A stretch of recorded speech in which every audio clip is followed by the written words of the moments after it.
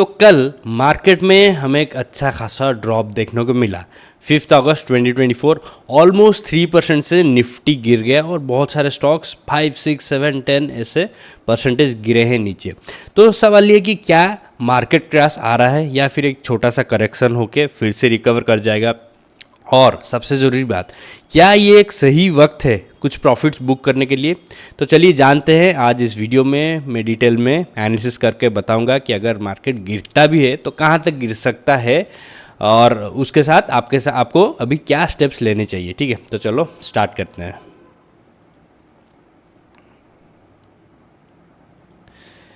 Hello everyone, और financial affairs में आपका स्वागत है।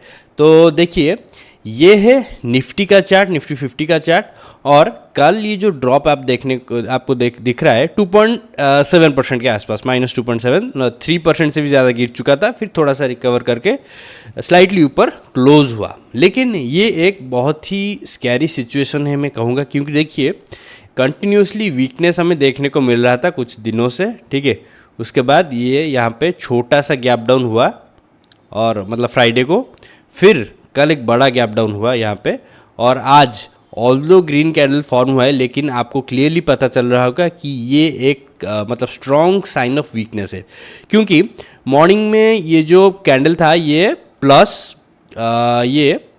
1.5% तक गया था। ठीक है, इतना परसेंटेज तक गया था, लेकिन अभी अगर हम चेक करें ये हो चुका है प्लस 0.64%, और थोड़ी देर पहले ही ये प्लस 0.75% था, और उससे पहले प्लस 0.95% भी था। मतलब क्लियर साइन ऑफ वीकनेस, और ये कम होता ही जा रहा है।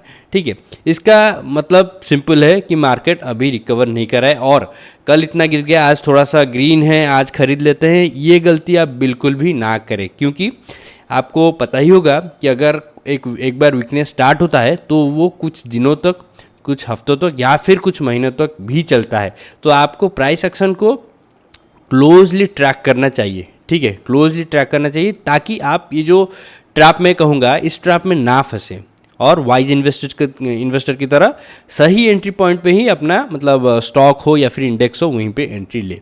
तो अभी के सिनेरियो की अगर हम बात करेंगे तो देखिए यहाँ पे ये ऊपर गया, फिर ये एक बियरिश एनगल्फिंग कैंडल यहाँ पे फॉर्म हुआ, ये दोनों कैंडल। ठीक है, फिर ऊपर गया बड़े ग्रीन कैंडल्स, लेकिन क्लियर साइन ऑफ वीकनेस, फिर से गैप डाउन हो गया। तो अभी ये क्या कर सकते हैं, अगर हम एज्यूम करें कि यहाँ से ये थोड़ा ऊपर नीचे होकर स्ट्रेंथ दिखाता भी है, तो ये क्या करेगा, तो ये मैक्सिमम ये जो गैप डाउन हुआ है, इसी गैप को ये फिल करने की कोशिश करेगा, ऐसे जाके ऐसे, और फिर वहाँ से बहुत ही हाई प्रोबेबिलिटी है कि वहाँ से फिर से नीचे गिरना स्टार्ट करे। ठीक है, और अगर ये ऐसा करता है तो ये काइंड ऑफ एक हेड एंड शोल्डर्स पैटर्न बन सकता है। ठीक है, हेड शोल्डर, फिर ये हेड, और फिर शोल्डर। ठीक है, और वहाँ से वो नीचे आ सकता है। तो अभी आप अगर पूछेंगे कि ये दो लाइंस और जोन्स जो मैंने ड्रॉ किए हैं ये है क्या, तो देखिए ये वो पॉसिबल एरियाज़ है जहाँ पे निफ्टी सपोर्ट ले सकता है। और अगर आप पूछें कि ये मैंने कैसे पता किया, तो ये एक सिंपल स्टेप है, आप फिव रिट्रेसमेंट को यूज़ करके पता कर सकते हैं। ठीक है, तो ये मैंने हाई ले लिया, ठीक है, और यहाँ पे लो लिया। ठीक है, ये हो गया हाई, और यहाँ पे लो पॉइंट, इसको मैंने 0 पे रखा। और देखिए ये जो 50% है, इसी रिट्रेसमेंट को मैंने ब्लू में ड्रॉ किया है, और फिर 38.2% जो रिट्रेसमेंट है इसी को रेड में ड्रॉ किया है, और ये फिर रिट्रेसमेंट को हटा दिया ताकि चार्ट सिंपल दिखे, ज़्यादा मतलब क्लमजी ना हो। ठीक है, और यही दोनों एरियाज ही हैं जिसके ऊपर हमें नज़र रखना चाहिए। ठीक है, और इसका मतलब ये नहीं कि जब तक निफ्टी यहाँ पे टच करके ऊपर नहीं जाता कोई भी स्टॉक ब्रेकआउट नहीं देगा, ऐसा नहीं है। कहीं पे भी निफ्टी थोड़ा सा स्ट्रेंथ दिखाता है तो कुछ स्टॉक से डेफिनेटली उसी अपॉर्चुनिटी का यूज़ करके ब्रेकआउट डेफिनेटली देंगे। ठीक है, लेकिन अगर निफ्टी ऊपर जाता है तो बहुत सारे स्टॉक्स एक साथ एक दिन में ब्रेकआउट देते हैं, ये एक नॉर्मल ट्रेंड है। ठीक है, तो ओवरऑल अगर हम मार्केट को वॉच करना चाहते हैं तो यही दोनों लेवल आपको अभी के लिए ट्रैक करना पड़ेगा। अगर आप चाहते हैं तो स्क्रीनशॉट ले सकते हैं, ये दोनों लेवल जो मैंने ड्रॉ किया है इसका स्क्रीनशॉट ले सकते हैं। एक है ये 23,250 लेके चलिए, या फिर 23,300, और दूसरा है 22,800। ये दोनों लेवल आप मार्क करके चलिए और स्क्रीनशॉट भी ले सकते हैं। और आपको देखना है कि निफ्टी यहीं पे ही आके सपोर्ट लेता है या नहीं। और मान लीजिए निफ्टी यहाँ पे आ जाता है, तो क्या इसका ये मतलब है कि यहाँ ऊपर नीचे होके फिर से ये अपना जर्नी कंटिन्यू करेगा? तो इसका गारंटी हम अभी के लिए हमें पता नहीं चलेगा, हमें वॉच करना पड़ेगा कि निफ्टी करता क्या है। और अगर मैं यहाँ पे 50 डेज़ EMA को इनेबल करता हूँ तो देखिए निफ्टी यहाँ पे स्ट्रेंथ इसीलिए दिखा रहा है क्योंकि ये डायरेक्टली 50 EMA के ऊपर ही रेस्ट कर रहा है। लेकिन जितना मतलब लग रहा है, जितना वीकनेस हो चुका है, निफ्टी यहाँ थोड़ा सा ऊपर जाके इसको भी ब्रेक करके नीचे आएगा और 50 EMA जो है ये नीचे की तरह मुड़ सकता है। ठीक है, ऑब्वियसली कोई गारंटी नहीं होता, लेकिन मुड़ सकता है। हमें क्लोजली वॉच करना पड़ेगा कि नेक्स्ट क्या करता है। तो अगर मान लेते हैं निफ्टी यहाँ से नीचे मुड़ के जाता है ऐसे ऐसे करके और फिर ऊपर जाना शुरू करता है, तो हमें देखना है कि 50 EMA का सपोर्ट ये फिर से लेके कब ऊपर जा रहा है। अगर मान लीजिए ऐसे हो रहा है तो ये हमारा सही पॉइंट है मार्केट में फिर से एंट्री करने के लिए। मार्केट मतलब निफ्टी में, इंडेक्स में। और इसी बीच मतलब ये जो पीरियड है, इसका मतलब ये नहीं कि यहाँ पे कोई स्टॉक ब्रेकआउट नहीं होगा, कोई स्टॉक में हम एंट्री नहीं कर सकते। यहाँ पे भी डेफिनेटली कर सकते हैं और मैं वीडियोज़ लाता रहूँगा। ठीक है, लेकिन हमें कॉशियसली एंट्री लेना चाहिए। पूरा पैसा एक साथ नहीं डालना चाहिए, थोड़ा सा ऑब्जर्व करके लेना चाहिए, क्योंकि मार्केट वीक जब रहता है तो चांसेस बहुत होता है कि जो गेन या फिर जो अप ट्रेंड स्टार्ट होता है उसका स्ट्रेंथ इतना नहीं होता, थोड़ा ऊपर नीचे होके जाता है। तो इसीलिए आपको डिवाइड करके अपना पैसा ही डालना चाहिए और ये नॉर्मली भी करना चाहिए। ऐसा नहीं कि मार्केट वीक है इसलिए आप डिवाइड कर रहे हैं, नहीं तो पूरा एक साथ ही सब डाल देते हैं, ऐसा नहीं है। डिवाइड करके ही हमेशा डालना चाहिए। ठीक है, तो क्या अभी आपको कुछ प्रॉफिट्स बुक कर लेना चाहिए? तो मैं कहूँगा डेफिनेटली येस, आपको कुछ प्रॉफिट्स बुक कर लेना चाहिए। इनफैक्ट मैंने खुद भी बहुत सारे प्रॉफिट्स बुक किए हैं, क्योंकि मुझे ऐसा लगता है कि अभी जो कैपिटल मतलब गेन हुआ है उसको यूटिलाइज कर लेना ज़्यादा बेटर ऑप्शन है।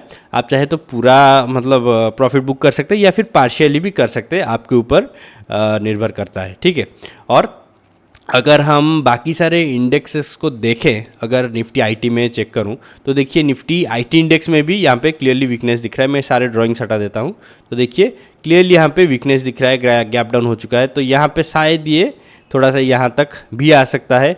तो आईटी इंडेक्स भी वीक है। देखते हैं अभी और कोई इंडेक्स, मेटल या फिर फार्मा देखते हैं। फार्मा थोड़ा सा स्ट्रॉन्ग है इन कंपेरिजन टू निफ्टी और आईटी। और मेटल इंडेक्स तो बहुत ज़्यादा वीक है। ठीक है, बहुत ज़्यादा वीक है। तो जो भी स्टॉक्स इसी कैटेगरी में, इसी इंडेक्स में जाते हैं, तो मैं कहूँगा उसको अभी के लिए अवॉइड कीजिए, क्योंकि क्लियरली ये यहाँ तक ऐसे नीचे आ सकता है, 8200 लेवल तक आ सकता है, बहुत चांसेस है। ठीक है, और एक बार देखते हैं ऑटो इंडेक्स भी वीक है ये, लेकिन in comparison to metal index ये स्ट्रॉन्ग है। तो मेटल इंडेक्स सबसे ज़्यादा वीक लग रहा है। इंफ्रा को देख लेते हैं, इंफ्रा भी वीक है, ये साइडवेज जा सकता है, ऑल्दो डाउन ट्रेंड शायद स्टार्ट ना हो, लेकिन साइडवेज जा सकता है। एनर्जी का भी ऑलमोस्ट सेम ही कंडीशन है। रियलिटी बहुत ज़्यादा वीक हो चुका है, देखिए बहुत ज़्यादा वीक हो चुका है। और यहाँ से ये से नीचे जाके 950 इसी लेवल पे शायद कुछ दिन रुक सकता है। फिर अगर निफ्टी स्ट्रेंथ दिखाता है तो यहाँ से यू टर्न मार सकता है, या फिर यहीं पे रुक के और भी नीचे जा सकता है। तो अभी के लिए बहुत ही चूज़ी होना पड़ेगा, आपको केयरफुली पिक करना पड़ेगा कौन से सेक्टर में आप इन्वेस्ट करना चाहते हैं, किसको आपको अवॉइड करना चाहिए वो मैंने बता दिया। मेटल इंडेक्स को आप अवॉइड कीजिए, रियलिटी इंडेक्स को वॉच कीजिए अगर आप फिर भी इंटरेस्टेड हैं उसमें इन्वेस्ट करने के लिए। तो स्टॉक का परफॉर्मेंस देखिए, फंडामेंटल्स बहुत ज़्यादा स्ट्रांग होना चाहिए, प्राइस एक्शन भी स्ट्रांग दिखना चाहिए, फिर जाके एंट्री कीजिए। और मैं कंटिन्यू करूँगा वीडियोज़ लाने के लिए कि मतलब जब कोई स्टॉक्स ब्रेकआउट दे रहा है या फिर स्ट्रॉन्ग दिख रहा है, इवन अभी जो मतलब करेक्शन मार्केट चल रहा है उसमें भी अगर स्ट्रेंथ दिखाता है तो डेफिनेटली उसके ऊपर भी मैं वीडियो बनाता रहूँगा। ठीक है, तो आज के वीडियो में बस इतना ही। आई होप ये आपको इन्फॉर्मेटिव और वैल्यूएबल लगा होगा। अगर लगा है तो प्लीज़ वीडियो को लाइक कीजिए, शेयर कीजिए, चैनल पर नहीं हो तो सब्सक्राइब जरूर कीजिए, और मेरे दूसरे चैनल फाइनेंशियल इंपल्स को चेक करना ना भूलें, आपको लिंक मिल जाएगा डिस्क्रिप्शन सेक्शन में। Thank you for watching, bye, take care.